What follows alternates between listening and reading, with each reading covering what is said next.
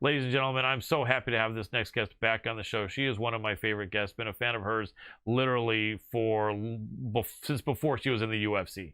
She's not old. She's not old, but I've just been a fan. I've just been a fan for so many years of women's MMA and women's fighting and Thai boxing. So happy to have her back on the show. The awesome UFC strawweight known as the Karate Hottie, Michelle Waterson. Welcome back, Michelle.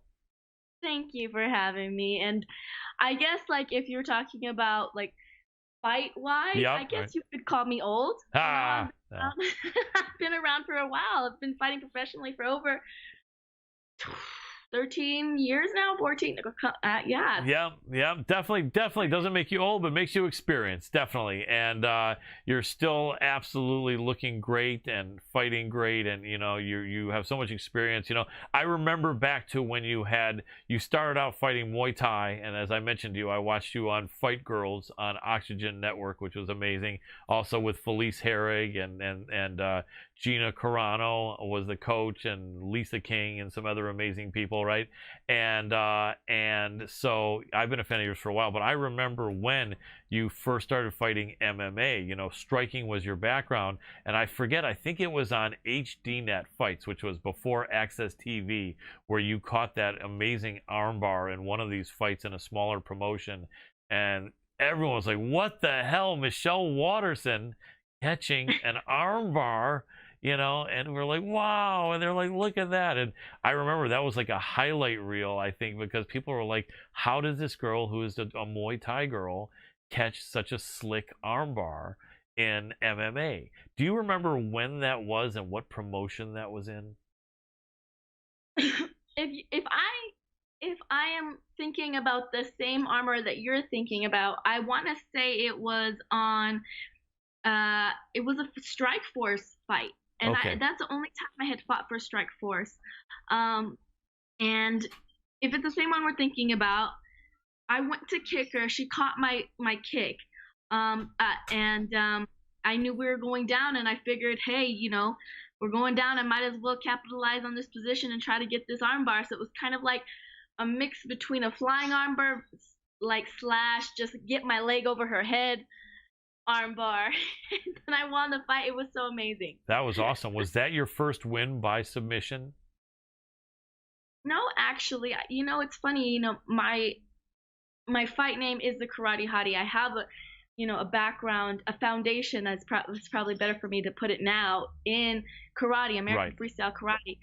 But since then, I love all martial arts, and so after I got my black belt in karate, I started studying kempo. Even when I did karate, we worked grappling, and I just have really good dexterity in my hips, and so that it was just a benefit to me, learning Kempo and then wushu with the with the explosive movements up and down, and then going into Muay Thai, getting on Master Tadi's show, and then finally moving out to Albuquerque where I am now and getting a well-rounded MMA style. Yeah. But I have the majority of my wins are by submission. I don't know about any more, but I have quite a bit of wins by submission. That's true. You really caught onto that well, and you're right. It wasn't just a Muay Thai background. Forgive me on that. It definitely was karate before that, as you can see. And in fact, let me ask you about that. You know Stephen Wonderboy Thompson, right? Obviously. Yeah. So he has that unique karate style, kind of like you have, kind of like, Lyoto Machida. And it's really like, I think he was even doing a lot of the point karate. I don't know if you ever did that or if you were doing forms or both, probably both, to get to be a black belt, right? But one of the things that, like, a couple fights that he lost, one of the things someone pointed out to me, and I know a guy who's a really, really good striker. This guy's amazing. He's not a professional fighter, but he fought smokers years ago, and he is like, he's 40 years old. He can still do like a handstand on one hand, up in the air, like, headstand. He's like kind of like you, like an amazing athlete, except he's older than you by several years. And I asked him, I said, what could Wonder Boy do that would be helping his game, if possible, that he could make his game better? Not that it needs to be, but he said, if Wonder Boy could incorporate some Muay Thai along with his karate and be able to get the distance when it came in close and be able to start doing some clinches, some head plums and some knees and some elbows, that would make him like absolutely scary. And I said, okay, but I said, is that something that probably at his age he can start getting really well? And my friend said, you know, he probably's not going to want to take the time to do that, and he probably wouldn't get it that well at this age, and he's already great. But let me ask you, when you went from the karate background to Master Toddy's and that Muay Thai, that must have been really weird because it's so different from the karate, but it looks like you kind of got it and kind of incorporated some of that. But you weren't in Muay Thai for very long. What, maybe 3 years, and karate for like 7 or 10 years before that? Tell me about like the amount of time in both and like what your thought was about going from karate to Muay Thai. Well, I do pride myself in being a student. I do think that Wonder Boy is a student as well to martial arts. Although, habits that are instilled into us since we're young are hard to break. Yeah. And you just have to be persistent in trying to break those habits. When I fought on Master Toddy's Fight Girls, I almost wish that I stuck more to my karate style because it would have been more beneficial to me in the fight scenario, because Right. all the girls were traditional Muay Thai, and if I could break that rhythm, then I could win those fights. Right. But instead, I was so focused on immersing myself into Muay Thai and understanding the art of Muay Thai and trying to embrace all of that it actually kind of kept me back. But looking back at it, I think it was a great learning experience for me. And I think with anything that you try to pick up, you have to cut yourself some slack. You have to be persistent, and you have to understand it's kind of like I feel like everything goes full circle. For a long, long time, I stopped even going to my karate in my MMA fights because it was putting me in dangerous situations, dangerous positions. And so I just was working on the things that Coach Jackson and Coach Wink were teaching me at Jackson Wink. And it only has been within these last couple of years where I am confident enough as an MMA fighter that I can now incorporate the things I learned as a karate player into my professional career. And that definitely helps because it really does blend two great styles together, the karate background, the standard karate, and the great kicks that you have, and the great limberness and the distance from that you're able to keep along with the Muay Thai. And so I think that is a great thing. We have a guest from England saying hello, watching from England. Don the Man, welcome. I'm glad you're watching the awesome Karate Hottie. She says hi too. And yeah, so we really appreciate you all. So, and then you started to get the jiu-jitsu, and that was totally different. Actually, you know what? Dan, I think from England, has a question for you. What has been, Okay. all right, what has been the best highlight in your career, please? He asks. Oh gosh, there's so many great stories that that I can think of. I really do. I'm really proud of my performance. This very last performance. I really feel like I've been able to like rise above, and I do pride myself in being able to rise to the occasion.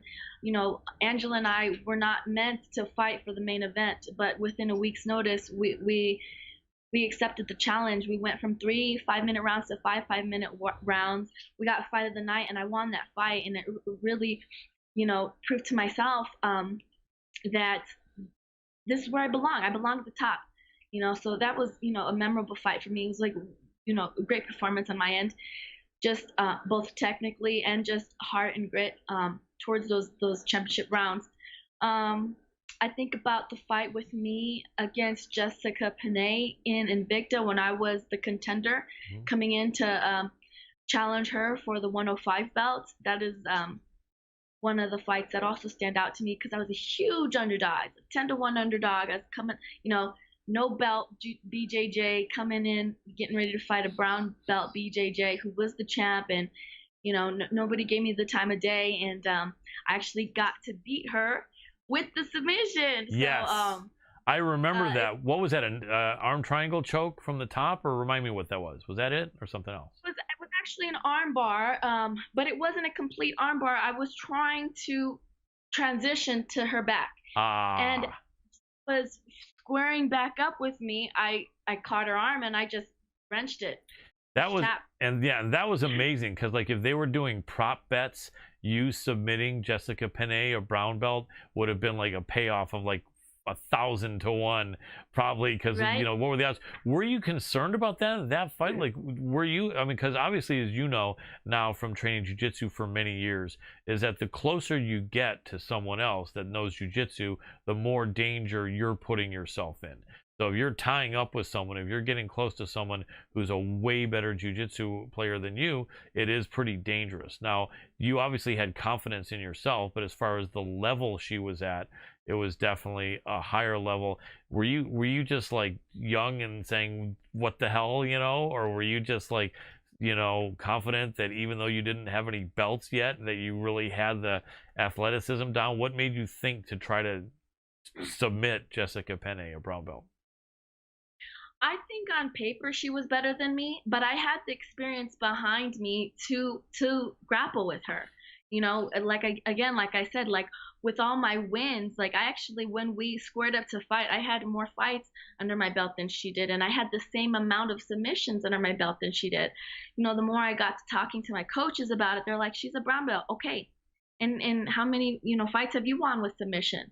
You know, it's different fighting a brown belt in a BJJ battle versus fighting a brown belt in an MMA match. This is MMA, Right. and so it does change the dynamic of it when punches are involved, striking is involved, takedowns involved, the cage is involved. There's so many different like variables that go into an MMA fight, and when my coaches put it that way, my confidence just shot through the roof. And I'm not gonna lie, I did have a bit of a chip on my shoulder. I was a bit um, I was a bit salty going into that fight because I was like, what? Why doesn't anybody see how good I am? Right. Just go out there and I'm gonna do me, and I'm gonna win the fight. I like that. It went through my mind. It was like that was the only option was Yeah. to win. You had that young warrior intensity going with you, and you still have that intensity, which is important. But yeah, that was great. That was a great fight, and that was an atomweight fight, wasn't it? Or was that up at Straw? It was atomweight, right? I think. Atomweight, yeah. Yeah. What did you think about? I started my career at strawweight. Right. And then because that's all there was. There Yes. was just like there wasn't enough girls to fight, so I just had to, get in where I could fit in. Right. But then when they started having 105 fights, that just was a better match for me. And then when the UFC opened up the strawweight division, I was like, if I'm going to fight, I would love to be able to fight for a platform that that has millions of eyes, on them. And Yes. so I decided again to rise to the occasion and take the challenge. Absolutely. If atomweight was brought in, and I asked Dana White directly after one of the fights where I was in the media section at a post-fight press conference, and he did say they are thinking of it. Obviously, if this question was asked to you 7 or 10 years ago, I'm sure the answer would have been yes. But at this point, would there be a thought of looking at that if they brought it in next week or 3 months from now? I spent since I signed to the UFC, I've been dedicated to putting on good muscle and to rising to the top at the 115 division, which in my opinion is probably one of the most stacked divisions in the female roster in the UFC. Yes. And so I'm not gonna say no, because you don't ever want to shut a door that you have no idea what's behind that door. I don't want to say no to any opportunities that might present itself. It definitely would have to be worth my while to go back down to 105. I'd be cutting into a lot of muscle, but definitely if it is worth my while, if maybe I can be one of the coaches for a tough show, and then after the tough show, fighting for the belts, that would definitely be worth my while, in my opinion. Absolutely. That makes sense. Well, if that presents itself, that would be awesome. I got a question from another fan for you. What is your opinion, and what thoughts do you have on the Paige Van Zant bare knuckle fight that she had a couple weeks ago, and just on her doing that, and the whole thought about maybe if you would ever do it, or your opinion on bare knuckles and let's say women fighters jumping into it. Oh man, you know what? I did. My husband and I tuned in, out of curiosity, and plus, Paige and I fought, but I am still, a fan from afar. I wish nothing but the best for her and her career and her life. And so we tuned in, and I thought she actually did really well. I thought her boxing has crisped up. I was anticipating her to be a little bit more reckless, because her style is very aggressive coming forward, but she wasn't. She was very patient with her striking. She was, she knew when to strike and when to be defensive. And so I commend her for going in there and taking very minimal damage. She did lose, but it was a good showing, in my opinion. It was a good showing for her. And like at the end of the day, like, she didn't lose. What did she come away with that, with that one fight, $250,000? Yeah, like, more even, yeah. You're right, after like, paying out her corner, probably, yeah, $250,000 or something like that. Yeah, definitely. Sorry to interrupt your flow, but yeah, definitely. So it was a good business decision. Do you get the feeling, like, off of that fight with her not winning, that was a one-off? Or, and I know you don't have any insider information, but if you had to predict, are we going to see Paige Van Zant back in bare knuckles again, or do you think that was a one-time thing? No, she'll be in it again, especially, like I said, I've seen her take more damage in an MMA fight. Her damage was super minimal, and she fought a smart fight. Now that she knows, she has a different appreciation for that sport, and I think she'll go home, make some adjustments, maybe be a little bit more aggressive a little earlier on, and come back a little stronger. Absolutely. Our fan from England is asking for a kindness. He's going to have his vaccine tomorrow, and he's very nervous. Ask if it's possible you could shout out a good luck to him. I'll shout it out also. Good luck to Dan, the man Smith from England. Well, good luck, Dan. Don't be nervous.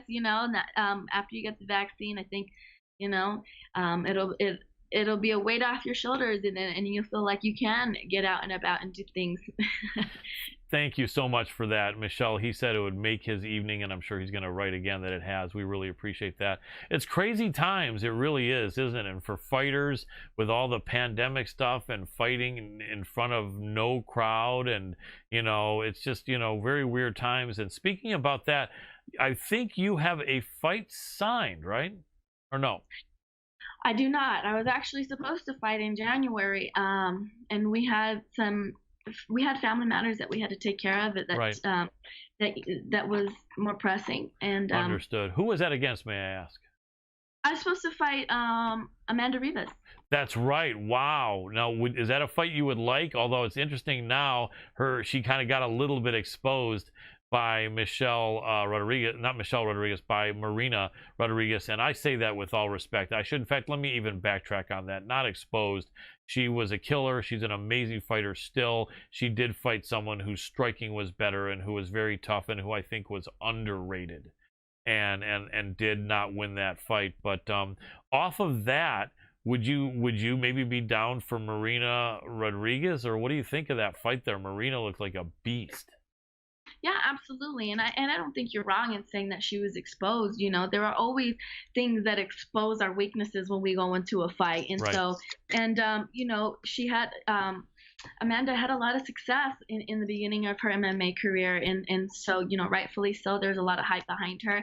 And she's still learning and growing and developing as a fighter, and she just ran into a girl that had a heavy punch. Yeah. So I would love to fight Marina. Actually, she's above me in the rankings now. That would be awesome. That would be a sick fight. Or even ideally, I would like to rematch Carla. I thought that fight that I had against her was a bit of a a dud on my end, and I want to redeem myself. Absolutely. And I was thinking, funny enough, if they did bring in atom weight, that's something you and Carla could possibly like fight for the title, because you'd always think that Carla could have made that weight. I don't think she ever did, and maybe she wouldn't now, but love to see that fight again, because you're definitely still a super exciting fighter. Also, over at Jackson Wink, your good buddy Holly Holm does have a fight. Can you remind us who that fight is with coming up? Yeah, she's fighting May 8th, and she's fighting Juliana Pena. That's an interesting fight. Let me get your opinion, because I know you know UFC fights, and I know you know UFC women's fighting a lot, being a top-level UFC women's fighter. So if we backtrack a few weeks to Juliana Pena against Sarah McMahon. I had Sarah on the show. She's such a nice person. Have you ever met her? Yeah, absolutely. She's she's a fellow mother. Yes, So yes. I know her, and I follow her, and I keep in touch with her. Absolutely. She is a sweetheart. At 40 years old, she may be toward the end of her career, and also having to fly 15 or 17 hours. The older you get, the worse it is. I'm older than her, and she's 40, and I think, honestly, if someone was asking me to fly somewhere, even to watch a fight, and it was 15 hours, I might say, yeah, I might have to pass on that. So it's hard, right? It's hard on the body. And also, it was a short notice, right? I know, now I'm old and decrepit, but you would think, like I tell people, if you start flying on long flights, look and see how few people with gray hair that you see on those flights. There's going to be some, but if they're first class, because it's hard on the body. But anyway, it was a short notice fight, and How short? I think it was a few weeks, maybe not.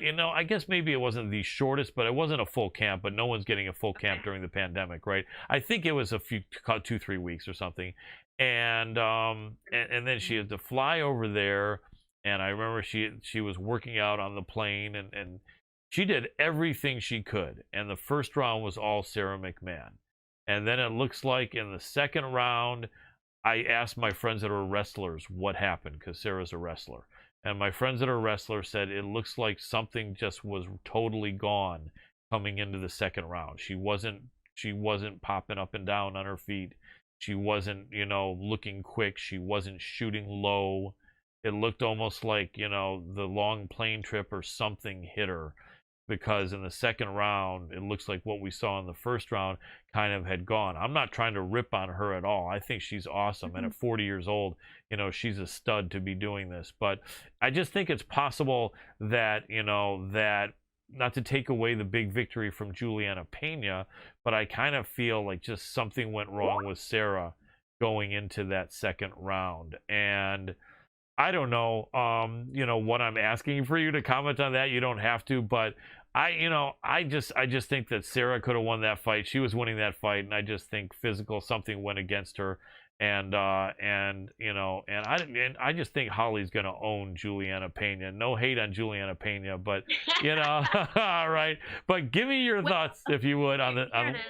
Go ahead. Okay, so my thought on Sarah McMahon and Pena is that we talk about it as if the fight is only physical, but it isn't just physical. Mm-hmm. It is very mental, and so it can be a strategy of your opponent to try to break you mentally, to break your will, and so your will has to break before you break, your mind breaks before your body breaks. Yeah. And so I feel Juliana Pena is really good at the grind. She's really good at just sticking her head down and grinding out the fight. She's really scrambling. She's really scrappy. Yeah. She's really unorthodox in her movements, and for somebody that isn't used to training with somebody unorthodox like that, it can throw your game off, because it's like trying to dance with somebody that doesn't know how to dance. You're just like, okay, it throws you off, and and I could see that happening with Sarah McMahon a bit, where it's kind of like, all right, I've done everything I can, and this girl keeps coming at me, and then it's like you run out of answers. Yeah. And so that can be one, one of the reasons. Another reason is you're talking about the flights and stuff like that. There's so many different variables that go into it. But then I'm wondering, is that her first fight back after having her son? Right. It may have been. It either was or maybe one other one, and then I think it was also delayed as well. So I think she may have had to constantly been keeping it weight. I just think circumstances weren't super ideal. So many, but at the end of the day, like, that's what fighters have to deal with on a constant. Like, there is no fight that you go into only having to worry about the physical fight. Yeah. You have to worry about your whole fight camp. You have to worry about media. You have to worry about fight week. You have to worry about travel, personal issues. If you got kids, you got to worry about your kids. Then on top of that, you have to worry about all these different restrictions with the COVID and what we can and can't bring, who we can and can't bring. Yeah. If the audience is going to be there with us, the cheers, we're not going to hear the cheers, but we're going to hear their corner. We're going to hear the commentators. There's so many things that go into it. And at the end of the day, like, if you lose, if you win, it's because all the stars align. Yes. Absolutely. That makes sense. Really good analysis. I appreciate that. Well, Michelle, we've got about 3 minutes left with you, and I want to just get this one out first and then wrap it up by letting people know how they can follow you on social media. But let me get about a minute or maybe minute and a half on your thought. The big women's title fight coming up, the champ or double champ, as they call her, Amanda Nunes, defending her featherweight title against Megan Anderson. Give me your thoughts, but first give me a method of victory, how Megan can win that fight. And then maybe give me your thoughts on how the actual fight really plays out. I don't think Megan has enough ring time. Yeah. To beat Amanda. The pathway of victory would be hard to find, right? There's a lot of catching up she would have to do. But you know what? A fight's a fight, especially in MMA. Anything can happen. I think Megan's best bet is to use her length, use her range, and keep her out with those long shots. Stick her with hard jabs and move. Stick her with those front kicks, and move. Don't let Amanda get anywhere near her. Keep her in her punching and kicking range, and out of Amanda's punching and kicking range. That and I can see if she is stubborn enough to stick to that game plan for 5-minute rounds, and I think that's how she could win. Right. Now, is there any possibility, because we saw what Amanda did to Germaine Durandamy, taking her down like 7 times like a year ago and not even giving Germaine that much of a chance to mix it up, although when she did, Germaine was looking pretty good. But someone told me that for some reason they don't think Amanda's going to try to do that same thing to Megan. They said, I think she's going to want to just show that she can just strike with this tall, lanky girl. Is there any chance that you think Amanda is going to say, you know what, I'm not even going to try to take this girl down. I'm just going to stand in the pocket with her the whole fight? And if she does, that would be Megan's chance to possibly win that fight, wouldn't it? If Amanda decides to stay with her, it's because she's confident in winning the fight standing with her. Okay. Amanda's going to do what she has to do to win. Yeah. And Amanda's a heavy hitter. Like, she was willing to bite down on her mouthpiece and trade punch for punch with Chris Cyborg. Yep. That's true. She's not afraid really of any striker. But I would think she would not deny herself the takedowns. I mean, she's a mixed martial artist. And I just have a feeling that there's going to be some takedowns. Or do you think it's possible we might just see Amanda try to go off there and finish her on the feet? You never know. I feel like Amanda, it's fun. It's fun to get those knockouts. You know what I mean? And so if she can rack a knockout, she can get a knockout, then she's gonna go for it. I don't see any hesitation on her end why she won it. Absolutely. Quick picks on the other 2 title fights on March 6th. Israel Adesanya against Jan Blachowicz for Blachowicz's light heavyweight title. Piotr Jan defending against Aljamain Sterling. You know what? I haven't done enough film research. I haven't on those. watched enough film on. Yep. I would go for Adesanya. Yep. In that matchup. And then who is Aljamain fighting? Aljamain is fighting the champ Piotr Jan from Russia. that guy is really well rounded and he's really fast. Yep. Um, that's gonna be a good fight. It is. I think Aljo wins it. Yeah. But it's gonna be Who do you battle. I think Aljamain Sterling wins it. They call him Aljo. Oh, okay. Yeah. I think he may get him down, but it's gonna be a battle because those dudes are tough. The lighter weight guys are fast, just like you lighter weight women are, and so that's gonna be amazing. But yeah, Israel better be careful. What I was telling a friend that Israel for the first time is going up against a guy who's his height, give or take an inch, and a bigger man, and the Polish hammer Jan Blachowicz is just waiting to connect with Israel. And if Israel goes in there cocky and relaxed like he did against smaller guys at 185, I think possibly Blachowicz may just starch him, but we're going to see. Izzy is amazing. Well, Michelle, what's the best way to support you? Go ahead. The thing I think about that is that, in Muay Thai, Muay Thai is basically like boxing with elbows and knees and kicks. Yep. And well, I guess I'm not saying boxing, but how else can I put it other than like Mexican style boxing? Nice. Is where it's just kind of like stand in front of each other and see who can take the most damage. And that's what Israel Adesanya has been doing before he came into the world of MMA. So he knows how to take a punch, and obviously we've seen that with his past fights against other contenders. That's true. So I don't know. It's gonna be exciting. That much we know. Yeah. What's the best way to support you on social media, Michelle? I am on all, across all platforms. It's Karate Hottie MMA. I'm really trying to get into TikTok. It's fun. I enjoy doing stuff with my little one and having a good laugh here and there. Trying to put more videos up on YouTube that are a little bit more in depth, and hopefully in the future here get some tutorials up and stuff like that, because just sharing knowledge I think is important. Absolutely, I agree, and you are definitely one that has knowledge and experience and a great presentation. You're in amazing shape. You're a great warrior, and you look fantastic, and you speak tremendously well. So I would definitely encourage you to do that, because I think a lot of people could use your guidance, and I know I would watch. So thank you so much, Michelle Karate Hottie Waterson. I really appreciate your time. It means a lot to me. No problem, anytime. I know it was kind of hard getting a hold of us, but I appreciate your persistence and getting it done. No problem at all. My pleasure, and thanks to your husband, Josh. You guys are awesome. Really appreciate you. Thank you for watching the Hannibal TV. Please like this video if you enjoyed it, and click the subscribe button to not miss any of our latest shoot interviews, match videos, or news updates. Support us on patreon.com for $1.99 a month to watch our full shoot interviews ad-free and help our channel grow. Follow us on Twitter at the Hannibal TV for instant updates.